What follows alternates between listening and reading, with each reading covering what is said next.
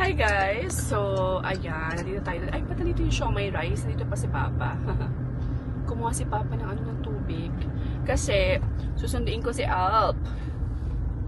So, ayan, kakarating ko lang kasi dami akong errands today. And actually, kasi umalis po si Alp. Pumunta siya ng Manila. Pumunta siya ng Turkish Embassy for his papers. Kailangan niya rin kunin yung passport niya kasi parang nagpa-renew kasi siya ng passport. So, yung flight niya is balikan na. And now we're going to pick up my husbander. Husbandier. And gusto niya kasama yung mga bata. So, sama natin sila Aryan. Instead na dumiretso ako sa airport kasi medyo walang airport kasi. So, kailangan ko silang pick upin. So, pick upin ko muna sila.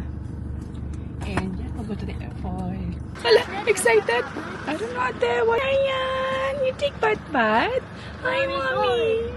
Where are we going? We're gonna pick up Daddy in the airport. He was in the airport. Are you ready?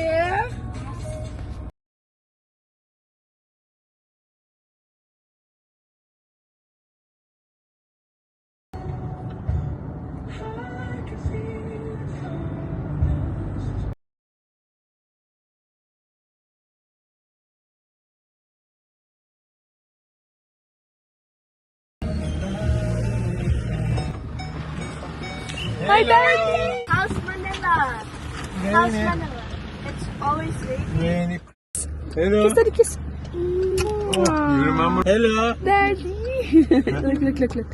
Who's that? You don't like Manila? No, I don't like. So crowded, so traffic, too many people. Too many people. House, airport is chaos. 2 hours later. We're home, guys. Dinner time. Naggabihan na kami. Actually, tulog na si Alp. So, ayan. Happy na sila. That is home. Masama ang pakiramdam ko. So, nag-noodles lang ako. Good night.